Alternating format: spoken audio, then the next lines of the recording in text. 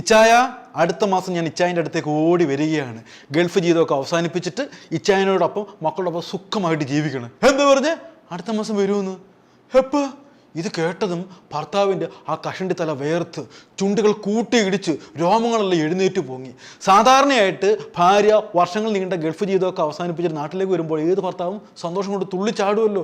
ഭാര്യ അടുത്ത് കാണാൻ പോവുകയാണ്. എന്തായാലും സന്തോഷം തോന്നും. ഇയാൾക്ക് തല ചുറ്റുന്ന പോലെ തോന്നി. ഭാര്യയെ കാണണ്ട, എനിക്ക് അവളെ കാണണ്ട എന്നുള്ള ചിന്തയാണ് ഇയാളുടെ മനസ്സിലേക്ക് വരുന്നത്. എന്തുകൊണ്ടായിരിക്കും അയാൾക്ക് ഭാര്യയെ കാണാനൊരു മടി? എന്തുകൊണ്ടായിരിക്കും ആ വരവിനെ അയാൾ ഭയക്കുന്നത്? ആ ഞെട്ടിക്കുന്ന കഥയാണ് ഇന്ന് പറയാൻ പോകുന്നത്. ഭാര്യ നാട്ടിലേക്ക് എത്തുവാൻ ഇനി ദിവസങ്ങൾ മാത്രമേ ഉള്ളൂ. റിജോ വെറുതെ ഇങ്ങനെ വിരലെണ്ണുവാണ്. 1, 2, 3, 4 എണ്ണാൻ പറ്റുന്നില്ല. അവൾ വന്ന് ആകെപ്പാടെ പുലിവാലാവും, ആകെ കോടാലിയാവും.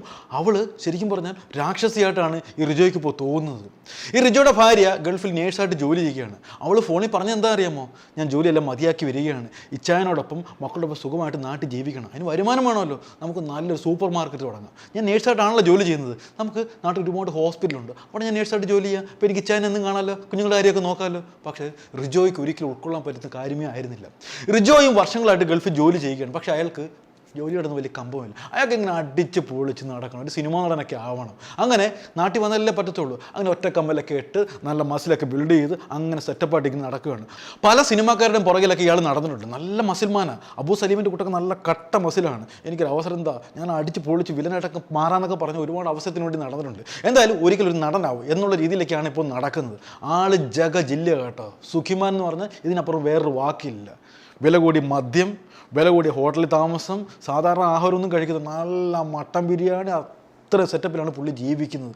അടിപൊളി സ്പ്രേ, വില കൂടിയ സ്പ്രേ ഒക്കെയാണ് പുള്ളി അടിച്ചിങ്ങനെ പിന്തിരിച്ച് നടക്കുന്നത്. ആ ഒറ്റ കമ്പലൊക്കെ ഇട്ട് ആ ബുള്ളറ്റിൽ പോകുന്ന റിജോച്ചൻ്റെ പോക്കെന്ന് പറഞ്ഞ 1.5 പോക്ക്. അത് മാത്രമല്ല, വീട്ടിൽ പിരിവുകാർ വന്നാൽ റിജോച്ചൻ കൈ അയച്ച് സഹായിക്കാടാ, നമുക്ക് അച്ഛൻ്റെ വീട്ടിൽ കയറണ്ട, ഇഷ്ടംപോലെ പൈസ കിട്ടുമെന്നൊക്കെ പറഞ്ഞ് പിരിവുകാരൊക്കെ വന്നു കഴിഞ്ഞാൽ ഇഷ്ടംപോലെ പൈസയൊക്കെ കൊടുക്കും. അങ്ങനെ നാട്ടിലൊരു പ്രമാണിയാണ് നമ്മുടെ റിജോ ആൻ്റണി എന്ന് പറഞ്ഞ ഈ അച്ചായൻ. നാട്ടിൽ ഫേമസ് ആണ്. പെണ്ണുങ്ങൾക്കെല്ലാം, അല്ലെങ്കിൽ പ്രത്യേകിച്ച് ആണുങ്ങൾക്ക്, അത് പറയായിരിക്കും തരവില്ല, ആണുങ്ങളെല്ലാം അസൂയോടെയാണ് നോക്കുന്നത്. 2 മക്കളെയൊക്കെ ഈ റിജോ ഏൽപ്പിച്ചിട്ടാണ് ഭാര്യ പോയിരിക്കുന്നത്. പൊന്നുപോലെയല്ല ആ മക്കളെ നോക്കുന്നത്. വീട്ടുകാരനായാലും ഇങ്ങനെ വേണം, ഒരു ഭർത്താവായാലും ഇങ്ങനെ വേണം എന്നൊക്കെയാണ് സ്ത്രീകൾ ഇങ്ങനെ അടക്കം പറയുന്നത്. അങ്ങനെ എന്തുകൊണ്ട് ഒരു മാതൃകാ പുരുഷനായിട്ട് ആ നാട്ടിൽ വിലസുകയാണ് നമ്മുടെ റിജോ അച്ചായൻ. പക്ഷേ ഇതിപ്പോൾ ഉൾക്കൊള്ളാൻ പറ്റുന്ന വാർത്തയല്ല. ഭാര്യ നാട്ടിലേക്ക് തിരിച്ചു വരിക എന്നുള്ള വാർത്ത അയാൾക്ക് സങ്കല്പിക്കാൻ പോലും പറ്റുന്നില്ല. അയാൾ എന്തുകൊണ്ടായിരിക്കും പേടിക്കുന്നത് അല്ലേ? സാധാരണയായിട്ട് ഈ സമയത്തൊക്കെ നമ്മൾ ഭാര്യയുടെ വരവിനെ സന്തോഷിക്കുകയാണ് ഒരു ഭർത്താവ് ചെയ്യേണ്ടത്. പക്ഷേ ഇയാൾ ഭയങ്കരമായിട്ട് പേടിക്കുകയാണ്. ഇനി ആ കഥയിലേക്കാണ് നമ്മൾ വരുന്നത്.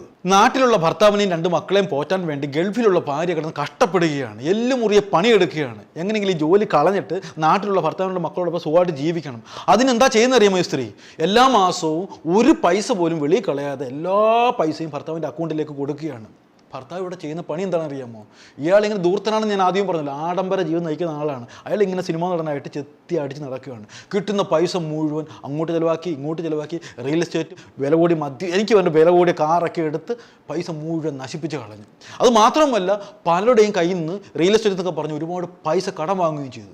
അങ്ങനെ എല്ലാം കൂടെ കൂട്ടി നോക്കിയപ്പോൾ 50 ലക്ഷത്തിൻ്റെ കടം. ഒന്ന് ആലോചിച്ച് നോക്കിയോ. ഭാര്യ എന്താ വിചാരിച്ചിരിക്കുന്നത്? കിട്ടുന്ന പൈസ മുഴുവൻ തൻ്റെ ഭർത്താവ് ബാങ്കിൽ ഇങ്ങനെ സേവ് ചെയ്ത് വെച്ചേക്കുവാണ്, നാട്ടിൽ ബിസിനസ് തുടങ്ങുകയാണ്. അങ്ങനെ സെറ്റപ്പായിട്ട് ഭർത്താവ് പൈസ എല്ലാം കാത്തു സൂക്ഷിക്കുന്നുണ്ട് എന്നാണ് ഗൾഫിലുള്ള ഭാര്യയുടെ വിചാരം. പക്ഷേ ഭർത്താവ് ഇവിടെ കാണിക്കുന്ന പണിയോ?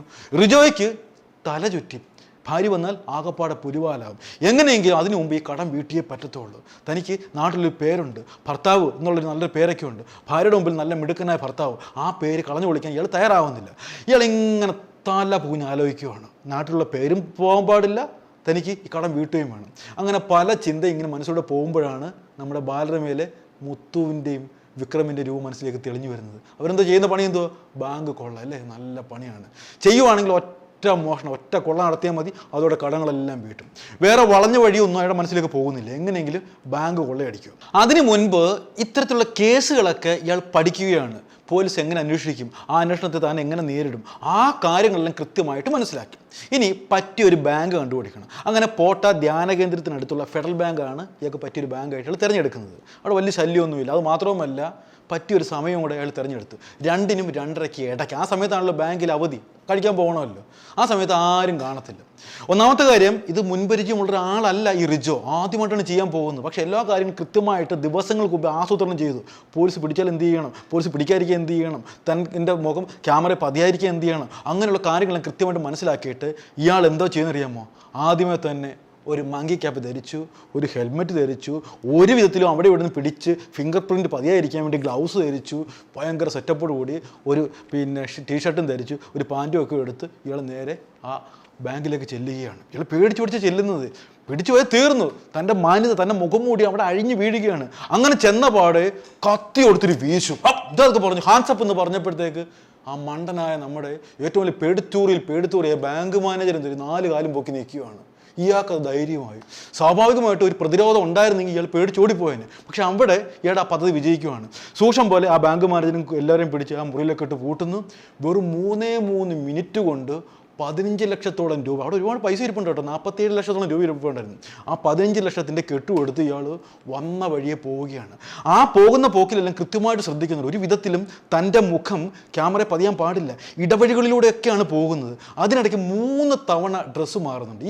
അതിൻ്റെ ബുദ്ധി എന്താണെന്ന് അറിയാമോ?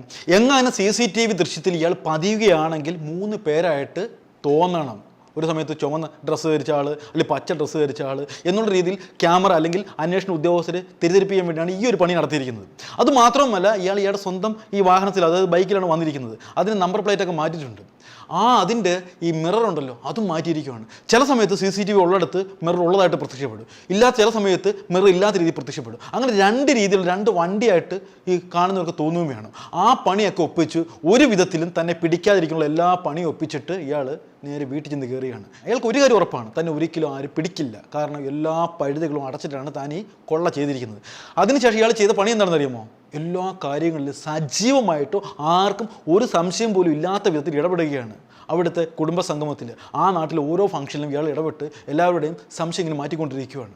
ഇനി നമുക്ക് പോലീസിൻ്റെ കാര്യത്തിലേക്ക് വരാം. പോലീസിന് ഇത് തലവേദന സൃഷ്ടിച്ചൊരു കേസാണ്. കാരണം എന്താണെന്നറിയാമോ? പട്ടാപ്പകൽ 2 മണിക്കാണ് ഈ സംഭവം നടന്നിരിക്കുന്നത്. ആ സമയത്ത് ഏത് കള്ളനാണ് വന്നിരിക്കുന്നത്?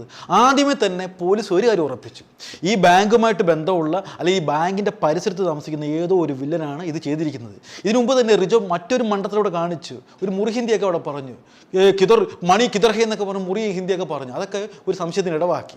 എന്തായാലും ഈ ഭാഗത്തുള്ള ഏതോ ഒരുത്തനാണ് ഈ കൊള്ള നടത്തിയിരിക്കുന്നത് പോലീസ് ആദ്യമേ തന്നെ ഉറപ്പിച്ചു. പിന്നെ പോലീസ് ചെയ്ത പണി എന്താണെന്ന് വെച്ചാൽ ടവർ ലൊക്കേഷൻ പരിശോധിച്ചു. ഇതിനിടയ്ക്ക് ആ CCTV ദൃശ്യത്തിൽ ആ നേരത്തെ ഇയാൾ കാണിച്ച മണ്ഡലത്തിലുണ്ടല്ലോ 3 ഡ്രസ്സ് മാറിയത് പോലീസിന് ശ്രദ്ധയിലേക്ക് വരികയാണ്. പക്ഷേ ബൈക്ക് ചില സമയത്ത് ഒരുപോലെ തോന്നുന്നു, ഇടയ്ക്ക് മറ്റേ കണ്ണട ഇളക്കി മാറ്റിയിരിക്കുന്നു, അല്ലാതെ പോകുന്നു. ഈ 3 ഡ്രസ്സ് ധരിക്കേണ്ട കാര്യം എന്താണ്? അങ്ങനെ ആ സംശയത്തിന് പോലീസ് ബലം കൂട്ടുകയാണ്. ഇതിനിടയ്ക്ക് പോലീസിന് ദൃഷ്ടിയിൽ എല്ലാത്തിനും ഒരു അവസാനമുണ്ട്. ദൈവം അവശേഷിപ്പിക്കുന്ന തെളിവുണ്ടെന്ന് പറയുന്നത് പോലെ ആ മരമണ്ടനായ റിജോ ആൻ്റണി ഒരു തെളിവ് അവിടെ അവശേഷിപ്പിച്ചിരുന്നു. എല്ലാ ഡ്രസ്സും ഈ ടീഷർട്ടൊക്കെ മാറുമ്പോൾ ഇയാൾ ഒരു കാര്യം മാത്രം മാറിയില്ല, ഇയാളുടെ സോക്സും ഷൂസും. ഈ 3 ഡ്രസ്സ് മാറുന്ന സമയത്തും ഇയാൾ ഇത് മാറ്റിയതേയില്ല. ഇതൊരു പിടിവള്ളിയായിട്ട് പോലീസ് ഇങ്ങനെ കാത്തു സൂക്ഷിച്ച് വെച്ചിരിക്കുകയാണ്. അപ്പോൾ ഈ 3 ഡ്രസ്സ് മാറ്റിയ ആളും ഒരാളാണെന്ന കാര്യത്തിൽ യാതൊരു സംശയമില്ല. ആ ആളാരാണ്? പിന്നെ പോലീസ് ചെയ്തത്, പോലീസ് നിരീക്ഷണത്തിൽ കുറേ ആൾക്കാരുണ്ടല്ലോ, ആദ്യമേ സ്വാഭാവികമായിട്ടും ആരെ സംശയിക്കും? ഈ ബാങ്ക് ജീവനക്കാരെ സംശയിക്കും. അവർ പല വിധത്തിൽ ചോദ്യം ചെയ്തിട്ടും അവരല്ല എന്നുള്ള കാര്യത്തിൽ ഒരു തീരുമാനമായി. പിന്നെ ഈ ബാങ്കുമായിട്ട് ബന്ധപ്പെട്ടുള്ള കസ്റ്റമേഴ്സിനെ പരിശോധിച്ചു, അവരും അല്ല. പിന്നെ ഇതാരാണ്? പിന്നെ അടുത്തത് ഈ ബാങ്കുകാരെ വിശദമായിട്ടൊന്ന് ചോദ്യം ചെയ്യുകയാണ്. ഈ കൊള്ള നടക്കുന്ന ദിവസങ്ങളിൽ എന്തെങ്കിലും അസ്വാഭാവികമായിട്ട് ഈ ബാങ്കിൽ എന്തോ നടന്നിട്ടുണ്ടോ എന്നുള്ള കാര്യമാണ് അന്വേഷിക്കുന്നത്. അങ്ങനെ മാനേജർ പറയുകയാണ്, ഒരു കഷണ്ടി തലയും വന്നിട്ട് ഇവിടെ വെറുതെ വഴക്കുണ്ടാക്കുകയാണ്, അയാളുടെ ATM കാർഡ് വർക്ക് ചെയ്യുന്നില്ല, അത് എക്സ്പയർ ഡേറ്റ് കഴിഞ്ഞതാണെന്ന് ഞങ്ങൾ ബോധ്യപ്പെടുത്തിയിട്ട് പോലും അതെന്തുകൊണ്ട് പറ്റുന്നില്ല, മാറ്റി തന്നൂടെ എന്നൊക്കെ പറഞ്ഞ് വെറുതെ ആവശ്യമില്ലാതെ വഴക്കുണ്ടാക്കി എന്നുള്ള ഒരു മൊഴി ആ മാനേജറുടെ ഭാഗത്ത് നിന്ന് കിട്ടുകയാണ്. അതാരാണെന്നുള്ള കാര്യത്തിനും വ്യക്തത വരുത്തി. പോലീസിന് ഏകദേശം ആ പ്രതിയിലേക്കുള്ള കൃത്യമായിട്ടുള്ള സൂചന കിട്ടി. പിന്നെ ഈ പ്രതിയെപ്പറ്റി അന്വേഷിച്ചപ്പോഴാണ് പോലീസ് പോലും നടുങ്ങുന്നത്. നാട്ടിലെ പേരുകേട്ട മാന്യൻ, നല്ല പണക്കാരൻ, ഭാര്യ ഗൾഫിലാണ്, അങ്ങനെയുള്ള ഒരാൾ ഈ കൊള്ള ചെയ്യുമോ? ഈ ഒരു മണ്ടത്തരം കാണിക്കുമോ? ഇത്രത്തോളം ടെക്നോളജി വികസിപ്പിച്ച് ഈ സാഹചര്യത്തിൽ ഈ ഒരു മണ്ടത്തരം ഇയാൾ എന്തിനോട് കാണിച്ചു? പിന്നീട് അയാളെ പറ്റിയുള്ള അന്വേഷണം പോലീസ് വ്യാപിപ്പിക്കുകയാണ്. ഈ ബാങ്കിൻ്റെ തൊട്ടകലെയുള്ള ഒരു ഫെഡറൽ ബാങ്കിലാണ് ഇയാൾക്ക് അക്കൗണ്ട്. അവിടെ പോലീസ് അന്വേഷിച്ചപ്പോൾ മറ്റൊരു കാര്യം കൂടി വ്യക്തമായി. ആ ബാങ്കിൽ ഇടയ്ക്കിടയ്ക്ക് ഇയാൾ വന്ന് ലോൺ കൊടുക്കുന്നുണ്ട്, എനിക്ക് ലോണിൻ്റെ ആവശ്യമുണ്ട്, ഒരുപാട് കടമുണ്ടെന്നൊക്കെ ഉള്ള കാര്യം ഇയാൾ പറഞ്ഞതായിട്ടുള്ള മൊഴി കിട്ടി. ഇയാൾക്ക് എങ്ങനെ ഇത്രത്തോളം കടം വന്നു? അതും പോലീസ് വിശദമായിട്ട് അന്വേഷിക്കുകയാണ്. അങ്ങനെ ഇയാൾ കടം വാങ്ങിച്ച ആൾക്കാരെയും പോലീസ് ചോദ്യം ചെയ്തു. പല വിധത്തിൽ റിയൽ എസ്റ്റേറ്റ്, മറ്റേത് മറിച്ചത്, വീട് മോഡിഫിക്കേഷൻ എന്നൊക്കെ പറഞ്ഞ് ഒരുപാട് പൈസ കടം വാങ്ങിയതായിട്ടുള്ള അറിവും കിട്ടി. എല്ലാ തെളിവുകളും ശേഖരിച്ച ശേഷം പോലീസ് ഒന്നുകൂടി ഇയാളിന് വെരിഫിക്കേഷൻ ചെയ്യുകയാണ്. കാരണം ഇയാൾക്ക് 2 പിള്ളേരുണ്ട്, സ്നേഹമയായിട്ട് ഭാര്യയുണ്ട്, അവർക്ക് നാണക്കേട് വരാൻ പാടില്ല. അങ്ങനെ എല്ലാ തെളിവുകളുടെ അടിസ്ഥാനത്തിൽ ഇയാളെ പൊക്കാൻ തന്നെ തീരുമാനിച്ചു. ഈ അവസരത്തിൽ ഈ റിജോ എന്തോ ചെയ്യുന്നറിയോ? തൻ്റെ ഭാഗം ജയിച്ചു, തന്നെ ഒരിക്കലും പിടിക്കില്ല എന്നുള്ള ആ ധൈര്യത്തിൽ വീട്ടിൽ തന്നെ ഇരിക്കുകയാണ്, വളരെ ആത്മവിശ്വാസത്തോടെ. ഈ ഒരു ആത്മവിശ്വാസത്തോടെ ഇരിക്കുമ്പോഴാണ് പോലീസ് ആ വീട് വളയുന്നു, ഇയാളെ കയ്യോടെ പോക്കുന്നു. മിഴുകുസിയാന്നും പറഞ്ഞ് ഇരിപ്പുണ്ടായിരുന്നു റിജോയുടെ കേട്ടോ. കാരണം ഒരിക്കലും പിടിക്കപ്പെടില്ല എന്നുള്ള സംഭവമാണ് പോലീസ് ഇവിടെ പൊളിച്ചടിക്കിയത്. ഞാനാണ് ചെയ്തിരിക്കുന്നത്, ഞാൻ തന്നെയാണ് ഈ വലിയ കൊള്ള നടത്തിയിരിക്കുന്നതൊക്കെ പറഞ്ഞ് അയാൾ പോലീസിനോടൊപ്പം പോകുന്നു. പോലീസ് പിന്നെ ഇയാൾ കൊള്ളയടിച്ച 15 ലക്ഷത്തോളം രൂപയിൽ നിന്ന് ഏതാണ്ട് 13 ലക്ഷത്തോളം രൂപയൊക്കെ കണ്ടെത്തിയിട്ടുണ്ട്. ഇനി ഇയാൾ കാണിച്ച ആന മണ്ടത്തരത്തെ പറ്റി നിങ്ങൾ ചിന്തിച്ച് നോക്ക്. ഈ വന്ന ആധുനിക കാലഘട്ടത്തിൽ ആരെങ്കിലും ഈ മണ്ടത്തരം കാണിക്കുമോ? പണ്ടൊക്കെ നമ്മൾ കേട്ടിട്ടുണ്ട്, വിക്രമനും മുത്തു കൊള്ളയടിച്ചെന്നൊക്കെ പറഞ്ഞ് ബാലരമി വായിച്ചിട്ടുണ്ട്. അല്ലാതെ ഈ വന്ന കാലത്തൊക്കെ ഇതൊക്കെ വിജയിക്കുമോ? ലോക പരിചയമുള്ള ഈ മണ്ടൻ നമ്മൾ എന്താണ് പറയേണ്ടത്? മണ്ടനെന്നോ മരമണ്ടനെന്നോ ഒന്നും അറിയത്തില്ല. ആ പേരൊക്കെ നിങ്ങൾ തന്നെ നിശ്ചയിച്ചോളുക. ഇനി ആ സ്ത്രീയുടെ കാര്യം, ഭർത്താവിനെയും മക്കളെയും കാണാൻ വേണ്ടി ഇങ്ങനെ വരാൻ വേണ്ടി കാത്തിരിക്കുകയാണ്. അപ്പോഴാണ് ഈ മണ്ടച്ചർ ഇങ്ങനൊരു മണ്ടത്തരം കാണിച്ചു കൂട്ടിയിരിക്കുന്നത്. അവരിനി ലോകത്തെ എങ്ങനെ അഭിമുഖീകരിക്കും? വല്ലാത്തൊരു ചതിയായിപ്പോയി. ഇനി ആ 2 മക്കളുടെ കാര്യം, നാളെ കള്ളൻ്റെ മക്കൾ എന്ന പേരിലല്ലേ അവർ അറിയപ്പെടുന്നത്.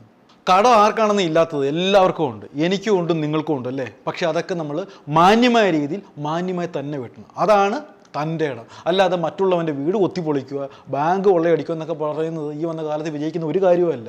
ഇന്നല്ലെങ്കിൽ നാളെ അത് പിടിക്കപ്പെടും, സമൂഹത്തിൽ നിങ്ങൾ ഒറ്റപ്പെടും. ആ കുടുംബത്തെ ഓർത്ത് ശരിക്കും പറഞ്ഞാൽ നമുക്ക് വല്ലാത്തൊരു വിഷമമുണ്ട്. അവരിതിനെ എങ്ങനെ അതിജീവിക്കും എന്നുള്ള കാര്യം ഒന്നും എനിക്കറിയത്തില്ല. എന്തായാലും ഇത്തരത്തിലുള്ള റിജോ ആന്റണിയെ പോലെയുള്ള ആന മണ്ടത്തിലൊന്നും ആരും കാണിക്കില്ലെന്ന് മാത്രം പറഞ്ഞുകൊണ്ട് ഇന്നത്തെ എപ്പിസോഡ് അവസാനിപ്പിക്കുന്നു. നന്ദി, നമസ്കാരം.